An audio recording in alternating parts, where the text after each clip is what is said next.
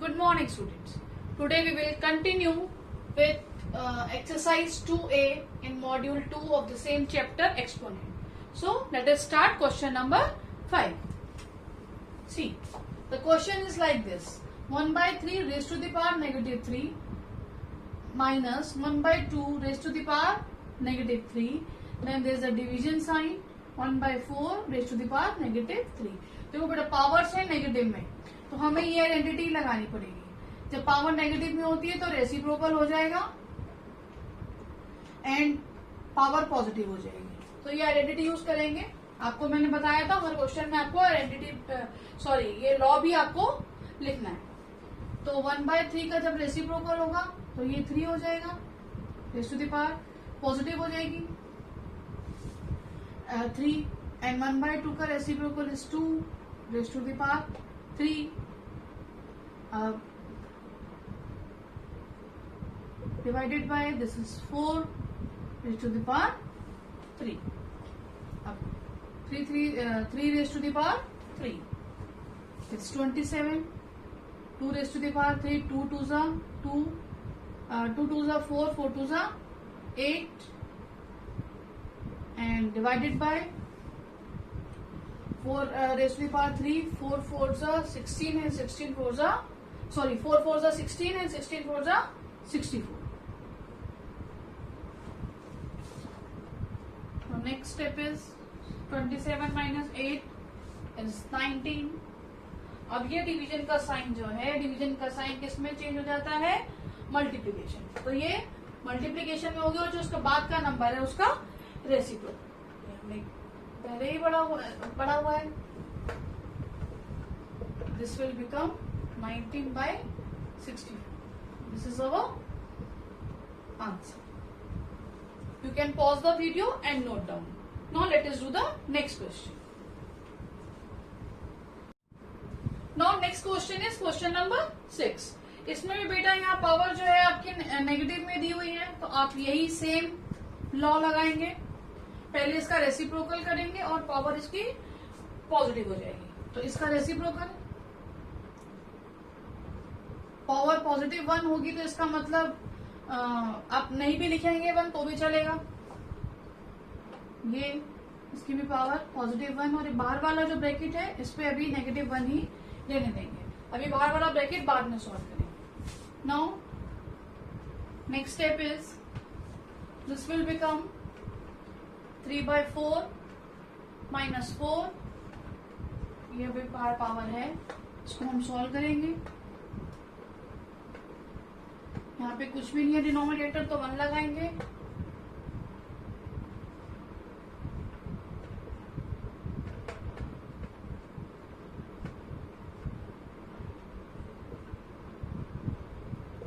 This will become -4/13 power 1।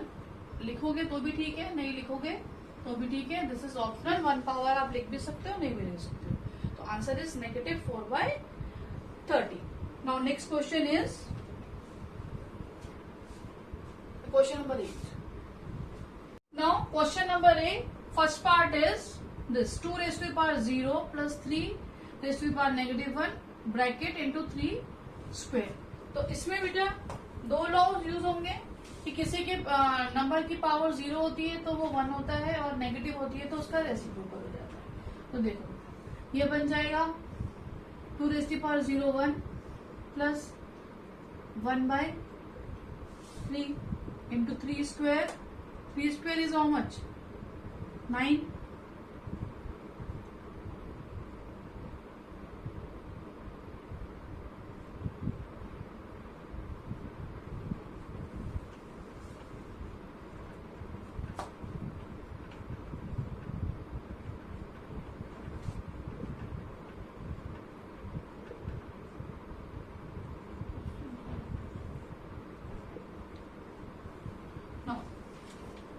This is our answer. In this way we can solve. Now let us do the next question. Now question number 9. We have to solve this. The question is like, find the value of x for which this statement, this equality equation is given. देखो बेटा, अब इसमें basically हम left hand side में देखेंगे कि दोनों के बेसिस जो हैं सेम है और ये दो नंबर आपके मल्टीप्लाई हो रहे हैं. एंड राइट हैंड साइड में देखेंगे वहां पे भी बेस सेम है. तो बेटा सबसे बड़ा हिंट यही लाई कर रहा है for finding out the value of x के लिए कि ये इक्वालिटी का साइन जब बना है, इसका मतलब जब हम लेफ्ट हैंड साइड को सॉल्व कर लेंगे जो भी वैल्यू आएगी वो राइट हैंड साइड के इक्वल होगी. और क्योंकि बेसिस सेम है तो पावर भी इक्वल हो जाएगी, तभी वो पॉसिबल है. तो this question is very very important. बहुत इंपॉर्टेंट क्वेश्चन है, बहुत ध्यान से करना है. आप इसको एक बार करें, फिर पॉज करके आप इसको लिख भी सकते हैं, फिर इसकी एक दो बार आप प्रैक्टिस भी करें. बहुत इंपॉर्टेंट क्वेश्चन है. अब यहाँ पे हमारा लॉ कौन सा यूज हो रहा है कि बेसिस सेम है, मल्टीप्लाई हो रहे हैं, तो पावर्स जो है हमारी ऐड हो जाएंगी. तो ये लॉ हमारा यूज होगा. तो इसके बाद स्टेप क्या आएगा, 5/3 जो कॉमन बेस है हम रखेंगे और जो पावर है वो ऐड होगी. राइट हैंड साइड पे वो सेम ही कॉपी डाउन कर देते हैं, वहां भी कुछ नहीं करना. तो दिस विल बिकम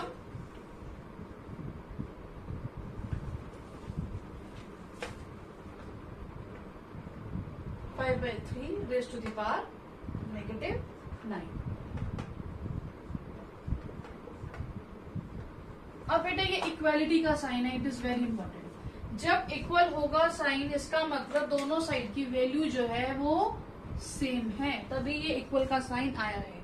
ये चीज माइंड में रखनी है. इक्वालिटी में left hand side right hand side जब इक्वल है, इसका मतलब इसकी जो भी वैल्यू आएगी वो इस पूरे की वैल्यू के इक्वल है. तो यानी कि अब इनके बेसिस सेम है तो पावर्स भी इक्वल होंगी. आप लिखेंगे basis are same,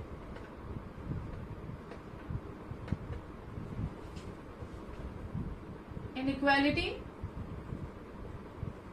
hence powers are also same. तो यहां कितनी पावर है हमारे पास, -9 इज इक्वल टू 3x, क्योंकि यहाँ पावर -9 है और यहाँ पे पावर 3x है. तो इसे इक्वेट कर दिया, ये आ गया.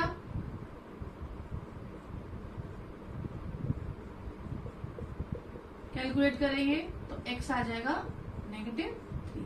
तो दिस इज अवर आंसर.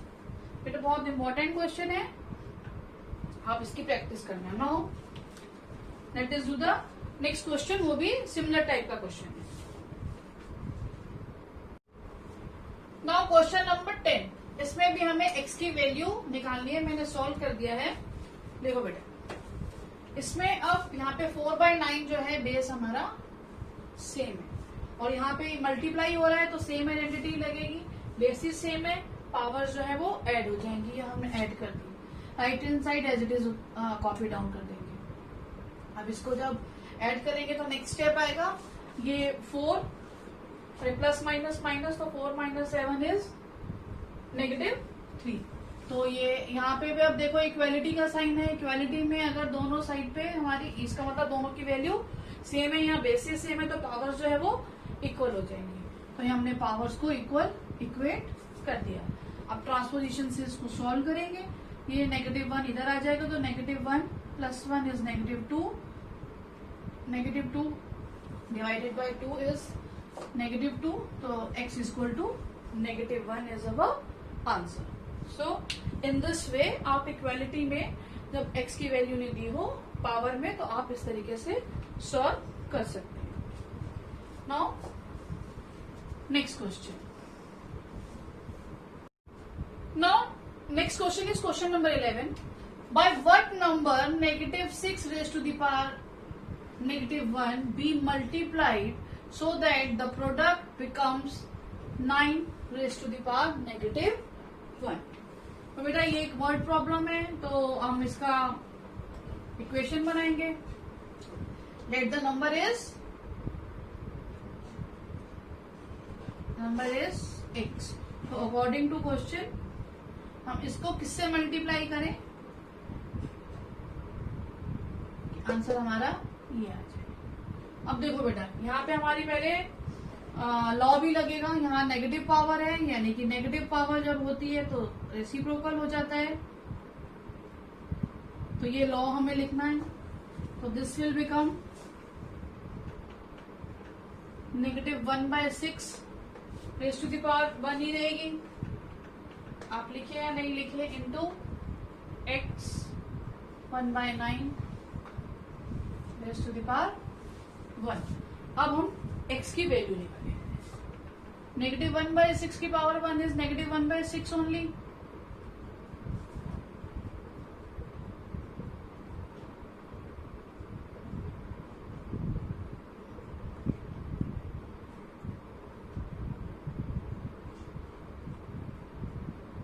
यहाँ कैंसलिंग करेंगे,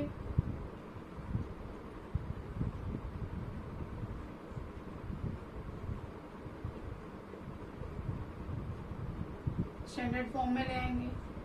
this is our answer. Now let us do the next question.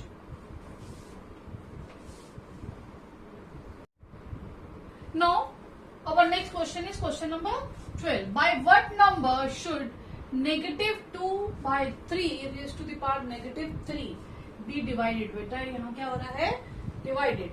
इसको हम किससे डिवाइड करें, so that the quotient may be 4/27 raised to the power -2. Again, let the number is x. आप x की जगह y, z कुछ भी ले सकते हैं, ये फिक्स नहीं है कि आपको x ही लेना है, ठीक है। तो हम इक्वेशन बनाते हैं according to the question. -2/3 raise to the power -3 divided by x, क्योंकि b डिवाइडेड है तो किससे डिवाइड करें, तो 4/27 रेज टू द पावर -2। अब इसमें सेम लॉ यूज हो रहा है, जहां नेगेटिव पावर है वो रेसिप्रोकल हो जाएगा, तो हमने लॉ लिख दिया है। अब इसको सॉल्व करते हैं, ये हो जाएगा -3/2 रेज टू द पावर 3। अब ये डिवाइड का साइन है, डिवाइड का साइन इसमें बदलता है मल्टीप्लीकेशन में, और इसका क्या हो जाता है, रेसिप्रोकल। तो हम यही चीज यहाँ पे करेंगे, डिवाइड का साइन मल्टीप्लीकेशन में चेंज हो गया और इसका रेसिप्रोकल 1/x, और 27/4 राइट हैंड साइड पे और पावर 2।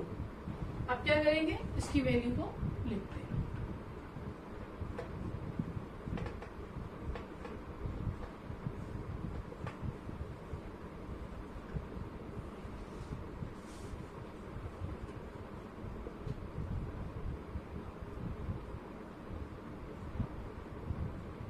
अब ये पूरा का पूरा ट्रांसपोज होके राइट हैंड साइड पे चले जाएगा, जिससे हमारे पास 1/x की वैल्यू आ जाएगी, और उसमें हम अगर कैंसलिंग पॉसिबल है तो कैंसलिंग करेंगे। कैसे, ये न्यूमरेटर तो डिनोमिनेटर बन जाएगा, डिनोमिनेटर न्यूमरेटर बन जाएगा जब राइट हैंड साइड पे जाएगा, ये आपको आता ही है। तो ये तो एज इट इज, और इसके साथ ये टर्म जो है ऐसे हो जाएगा। ऐसा क्यों हुआ, क्योंकि जब ये ट्रांसपोज हुआ तो ये फ्रैक्शन की तरह है, दिस अपॉन दिस, तो ये न्यूमरेटर, ये डिनोमिनेटर जब यहाँ ट्रांसपोज होगा तो ये रेसिप्रोकल होता है। Late us do the cancelling.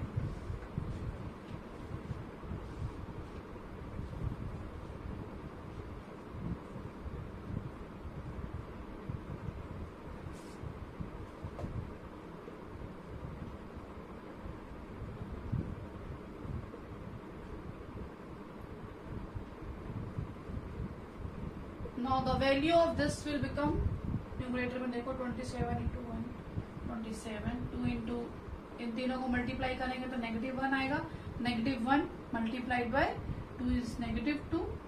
अब देखो बेटा, this is the value of 1/x।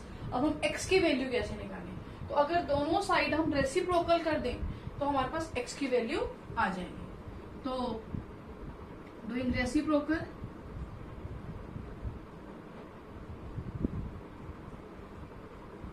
On both sides, दोनों साइड आप कोई भी ऑपरेशन करें, पर दोनों साइड आप करेंगे तो इक्वलिटी मेंटेन रहती है। तो this will become So this is our answer. Now let us do the next question. Now next question is question number 13. This is also very important. In this question, see in the question, one equality equation is given and we have to find out the value of x. इस same question number 9 and 10 type का है जिसमें हमें power में x की value निकालनी थी. बस इसमें डिफरेंस क्या है, उसमें हमारे बेसिस इक्वल दिए हुए थे. यहाँ पे भी इनडायरेक्टली बेसिस इक्वल है. वो कैसे? अब यहाँ 5 रेज़ टू दी पावर ये नंबर दिया हुआ. अब हमें 25 को एंड 125 को, ये बेसिकली 5 के मल्टीपल्स हैं. तो हमें इन दोनों नंबर्स को 5 के बेस पे कन्वर्ट करना पड़ेगा. एक्सपोनेंशियल फॉर्म में इन दोनों नंबर्स को लिखना पड़ेगा इन सच अ वे कि उसका जो बेस है वो 5 आए. तो लेट अस सी कैसे इसको करेंगे.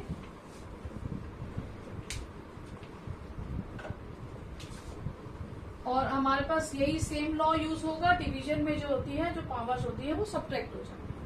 तो हम क्वेश्चन को वापस से यहाँ लिखते हैं.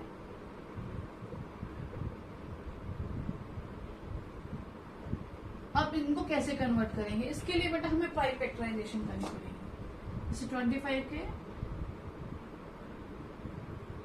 तो 25 is equal to 5 into 5 which implies 5 power 2.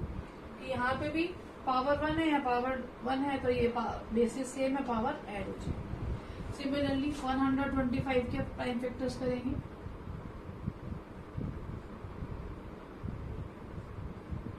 125 is equal to 5 into 5 into 5 which implies 5 raised to the power 3. तो अब हम इस इक्वेशन को इस फॉर्म में लिख देंगे. एज इट इज आएगा 25 की जगह हमारा आ जाएगा 5 raised to the power 2 और 125 की जगह 5 raised to the power 3. देखो अब यहाँ पे हमारे जो हो गए बेसिस सब इक्वल होंगे, that is equal to 5. Now अब यहाँ पे हम वो वाला लॉ लगाएंगे डिवीजन वाला, जहाँ जो पावर है वो सब्ट्रैक्ट होगी. उसको सब्ट्रैक्ट करेंगे तो दिस विल बिकम 5. अब दोनों इक्वालिटी में बेसिस सेम है, basis are same, power are equal. So 2x minus 1 is equal to 3.